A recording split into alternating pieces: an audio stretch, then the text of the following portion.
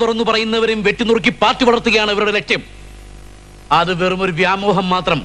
ഇപ്പോൾ ക്യാമ്പസുകൾ ചോരക്കളമാക്കാനുള്ള ശ്രമമാണ് അവർ നടത്തുന്നത്. ഉണ്ണിയിലൂടെ അവരതിന് തുടക്കം കുറിച്ചിരിക്കുകയാണ്. എന്ത് തെറ്റായിരുന്നു ഉണ്ണി ചെയ്തത്? നന്നായി പഠിച്ചിരുന്നതോ?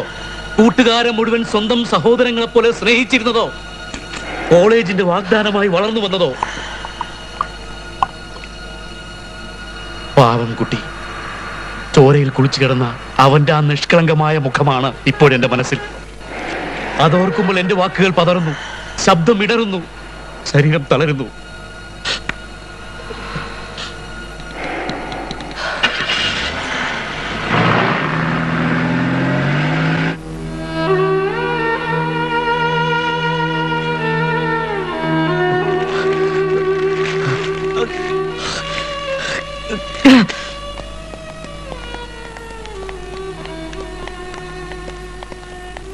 ഇരിക്കൂ.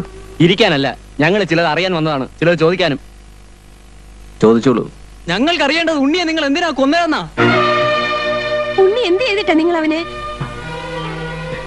ആർക്കും ഒരു ഉപദ്രവം ചെയ്തിട്ടില്ലാത്ത ഞങ്ങളുടെ ഉണ്ണിയോട് വേണ്ടായിരുന്നു ഇത്. ഇവൻകുട്ടി എന്ത് എന്നാ പറയുന്നത്?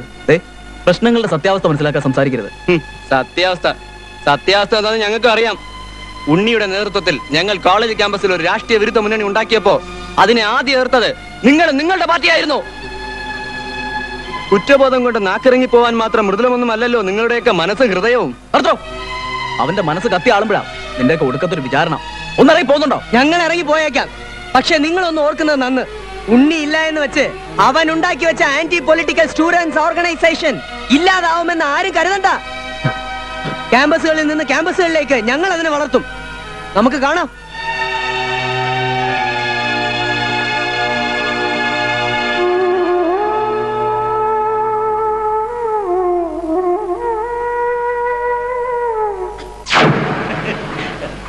എന്താടാ ഇത്? എന്താണ് എന്താ ശിവൻകുട്ടി? എന്താ കള്ള നായിന്റെ മോനെ? ശിവൻകുട്ടി മാപ്പാക്കണം, എല്ലാരും കാണുന്നുണ്ട്. ഇതാണ് പത്രപ്രവർത്തനം, ജേർണലിസം. ഇതാണ് എന്റെ കോപ്പിലെ ജേർണലിസം. എന്റെ അനിയന്റെ കുഴിമൂടി മണ്ണുണങ്ങിട്ടില്ല, എന്റെ അമ്മയുടെ പെകടെ കണ്ണീര് തോന്നിട്ടില്ല. അതിനു മുമ്പ് ഇതുപോലൊരു തന്തയില്ലാത്ത എഴുതി അച്ചടിക്കുന്നതിന്റെ പേരാണ് പത്രപ്രവർത്തനം. ശിവൻകുട്ടി അടിച്ചു പൊളിക്കട്ടെ എന്റെ ലൊടക്കാസ് പ്രസ്. അയ്യോ ശിവൻകുട്ടി, അടിച്ചു പൊളിക്കരുത്. വേണ്ട, വേണേ പൊളിച്ചോ, മുഴുവൻ അടിച്ചു പൊളിച്ചോ, പക്ഷെ എന്നെ അടിക്കരുത്. ഞാനൊരു ഷുഗർ പേഷ്യന്റ് ആണ്, ഡയബറ്റീസ്. ദിവാകരനും MP-ആറും പറഞ്ഞു കയറ്റിയപ്പോ ഞാൻ എന്നെ തന്നെ മറന്നോന്നൊരു സംശയം. എനിക്കൊരു അബദ്ധം പറ്റി. നീ ദിവാകരനും MP-ആറും പറഞ്ഞാൽ മാത്രമേ കേൾക്കുള്ളൂ. നിർബന്ധമില്ല, ഒരിക്കലും ഇല്ല. ഇപ്പൊ ഞാൻ ശിവൻകുട്ടി എന്ത് പറഞ്ഞാലും കേൾക്കും. എന്നെഴുത്. ഓ ശരി. ചമല ഉണ്ട്, പറഞ്ഞോളൂ. താഴത്തങ്ങാടിലെ KC കോംപ്ലക്സിൽ ദിവാകരന്റെ ഒരു ബിനാമി സൂക്ഷിച്ചു വെച്ചിരിക്കുന്ന സ്ഫോടക വസ്തു ശേഖരത്തെ കുറിച്ച് എഴുതും. വേണ്ട, ബാക്കി പറയണ്ട, എല്ലാം ഞാൻ ഏറ്റു. ശിവൻകുട്ടി ഹെഡിങ് കേൾക്കണോ? P. ദിവാകരന്റെ വെടിമരുന്ന് കലവറ. എങ്ങനെയുണ്ട്?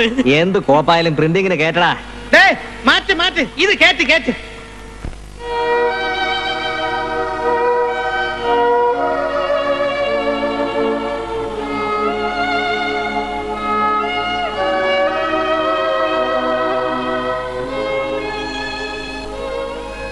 അമ്മേ, ഇനി ഇത്തിരി കഞ്ഞി കുടിക്കണം, എന്നിട്ട് കിടന്നോളൂ.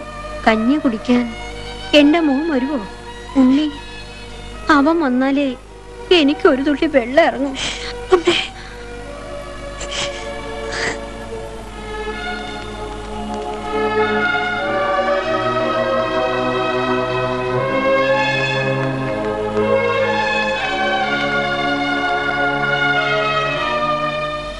സഖാവേക്ക് വന്നിരുന്നു, തിരുവനന്തപുരത്ത് നിന്ന് വരുന്ന വഴി. എന്തു പറഞ്ഞു? ആശ്വസിപ്പിക്കാൻ എന്തെല്ലോ പറഞ്ഞു. തൽക്കാലം റിയാക്ട് ചെയ്യേണ്ടെന്ന്, പാർട്ടി പറയുന്നവരെ കാത്തിരിക്കാൻ. ഞാൻ ഉണ്ണിയെ കൊന്നവരുടെ പുറകെയാണെന്ന് അറിഞ്ഞിട്ടുള്ള വരവാ. സ്വന്തം അനിയന്റെ കാര്യമാകുമ്പോ ശിവൻ അടങ്ങിയിരിക്കില്ല എന്നുള്ള ഭയം പാർട്ടി കൊണ്ടുവന്നൊരു സൂചന. പിന്നെ ഉണ്ണിയുടെ അസോസിയേഷൻ്റെ ആളുകൾ തന്നെയാവും മരണത്തിന് പിന്നിലെന്നൊരു ഊഹം. സംഘടന ശക്തിപ്പെടുത്താൻ രക്തസാക്ഷികളെ സൃഷ്ടിക്കുന്ന പൊളിറ്റിക്കൽ തന്ത്രം. സഖാവേക്ക് എങ്ങനെ ചിന്തിച്ചതിൽ തെറ്റില്ല. പക്ഷേ അത് കുറച്ച് പാവം ചെക്കന്മാരുടെ ഒരു ഗ്രൂപ്പല്ലേ. അവരാ വഴിക്കൊന്നും എനിക്ക് തോന്നുന്നില്ല. ഇത് കളി മറ്റാരോ കളിച്ചതാണ്. കോളേജ് ക്യാൻറ്റീൻ നടത്തുന്ന ഗോപാലേട്ടനെ ഞങ്ങൾ കണ്ടിരുന്നു. അന്ന് രാവിലെ തൊട്ട് കോളേജിൽ കറങ്ങി നടന്ന ഒരുത്തനെ കുറിച്ച് മൂപ്പരൊരു സംശയവും പറഞ്ഞു. കോളേജ് ക്യാമ്പസിൽ കണ്ടു പരിചയമില്ലാത്തൊരുത്തൻ വോൾഗ ബാറിൽ വെച്ച് അന്നൊരു കച്ചറ ഉണ്ടായപ്പോ അവിടെ ഇവനെ കണ്ടൊരു പരിചയം അയ്യപ്പട്ടൻ അരിയൻ ചന്ദ്രനും പറഞ്ഞു. ഏതായാലും അവിടുത്തെ എൽസിയിലെ സഹാക്കളോട് വിവരം പറഞ്ഞിട്ടുണ്ട്. ഒന്ന് അരിച്ചു പെറുക്കി നോക്കാൻ. പുറമെ നിന്നും ആളെ ഇറക്കി കളിക്കണമെങ്കിൽ നമുക്കിറങ്ങാം. എനിക്കതറിയണം, അറിഞ്ഞേ പറ്റൂ. ഇനി എന്തിനാ സഖാക്കളെ ഈ രഹസ്യയോഗം? ചെയ്ത കൊലപാതകം എങ്ങനെ മൂടി വയ്ക്കാമെന്ന് ആലോചിക്കാനാണോ? ചേച്ചി, സഖാവ് ശിവൻകുട്ടി, വഴിമുടക്കി നിൽക്കുന്നത് സ്വന്തം അനിയനായാലും കൊന്നു കുഴിച്ചു മൂടാൻ മനക്കരുത്തുള്ള നിന്നോട് ഞാനൊന്ന് ചോദിച്ചോട്ടെ. ഉണ്ണിയെ കൊല്ലാൻ തന്നെ തീരുമാനിച്ചപ്പോ നിനക്ക് അമ്മയുടെ എന്റെ മുഖമൊന്ന് ഓർക്കാമായിരുന്നില്ലേ? എന്നിട്ട് ഇത്തിരി ദയ അവനോട് കാട്ടാമായിരുന്നില്ലേ? കൈയും കാലും നിന്റെ കൈ കൊണ്ട് തല്ലി ഒടിച്ച് ഇവിടെ ഏതെങ്കിലും ഒരു മൂലയ്ക്ക് കിടത്താമായിരുന്നില്ലേ? എങ്കിലാ പാവ അമ്മയ്ക്ക് ചാവുന്നത് വരെ അവനെ ഒന്ന് കാണാനെങ്കിലും. ചേച്ചി എന്താ പറയുന്നത്? ഞാൻ ഉണ്ണിയെ... അതെ, എനിക്കറിയാം. കോളേജിൽ അവനെ നേരിടാൻ നീയും നിന്റെ പാർട്ടിയും കാണുമെന്ന് അന്ന് നീ പറഞ്ഞില്ലേ? പക്ഷെ ഞാനത് വിശ്വസിച്ചില്ല. നിനക്കവനെ കൊല്ലാൻ കഴിയുമെന്ന് ഞാൻ ഒരിക്കലും ചിന്തിച്ചേയില്ല. ഇല്ല ചേച്ചി, നമ്മുടെ ഉണ്ണിയെ ഞാൻ... നീ അത് ചെയ്യും ശിവൻകുട്ടി, നീ ചെയ്യും. നീ അത്രയ്ക്ക് മാറിപ്പോയി. എനിക്ക് ഭയമാണ് നിന്നെ കാണുമ്പോ. കഴിയുമെങ്കിൽ നിനക്കൊരു ഉപകാരം ചെയ്യാം. സ്ഥിരബുദ്ധി നഷ്ടപ്പെട്ടു തുടങ്ങിയ അമ്മയെയും എല്ലാത്തിന്റെയും ഇടയിൽ നിന്നൊരുങ്ങുന്ന എന്നെ മറന്നിട്ട് പോ. ഇങ്ങോട്ട് വരാതിരിക്കെ. ഞാൻ തൊഴുതു പറയാ, പോ, എങ്ങോട്ടെങ്കിലും പോ.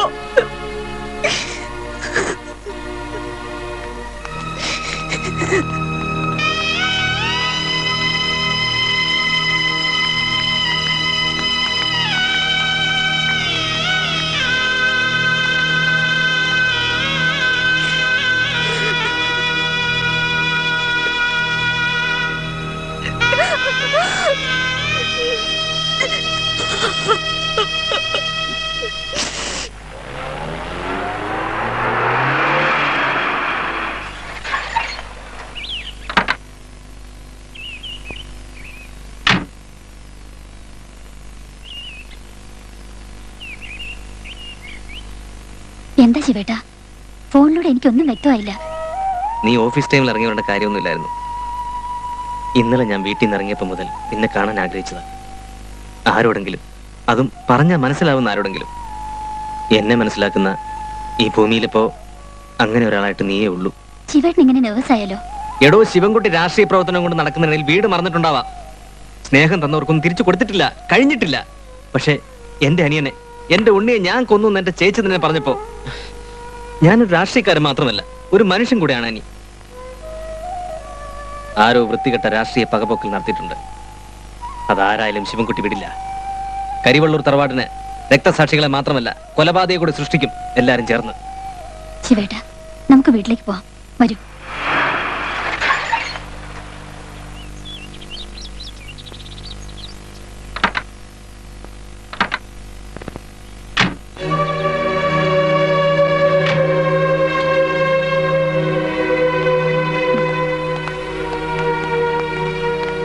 ബാലേട്ടൻ ഇറങ്ങായോ? അതെ.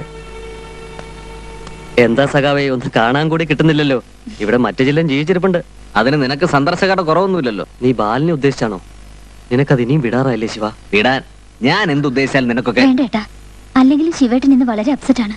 എനിക്കറിയാം അനി, ഉണ്ണിയുടെ കാര്യം. ബാലേന്ദ്രൻ ഇതുവരെ പറഞ്ഞുകൊണ്ടിരുന്നതും അതാ. ഉണ്ണിയുടെ ഘാതകരെ എത്രയും പെട്ടെന്ന് കണ്ടെത്താനുള്ള ഒരേ ഒരു വാശിയിലാണ്.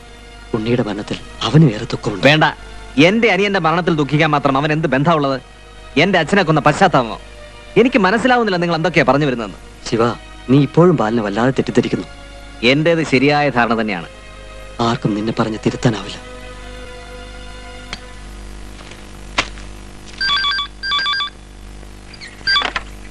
ഹലോ സർ, സർ ഒട്ടും വൈകാതെ കണ്ടെത്തിക്കും സർ.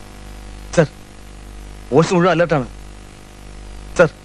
അറിയാം സർ, തീർച്ചയായും സർ. സർ,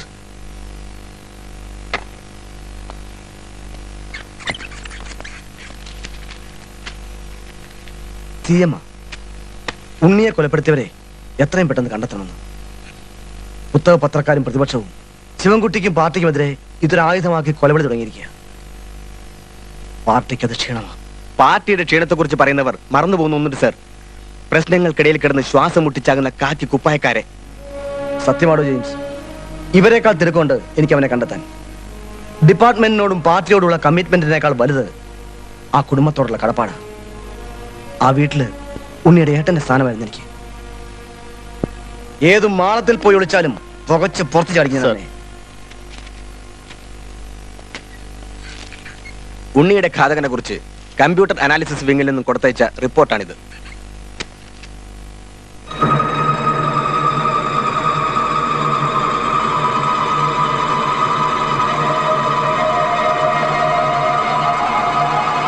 ജെയിംസ്, സർ, ഇത് ആളിനറിയുമോ സർ? കുറച്ചു വർഷം പുറകോട്ട് പോകണം, എങ്കിലേ ചിത്രം വ്യക്തമാകും. ജെയിംസ്, സർ, താൻ വരുന്നു. വരാം സർ.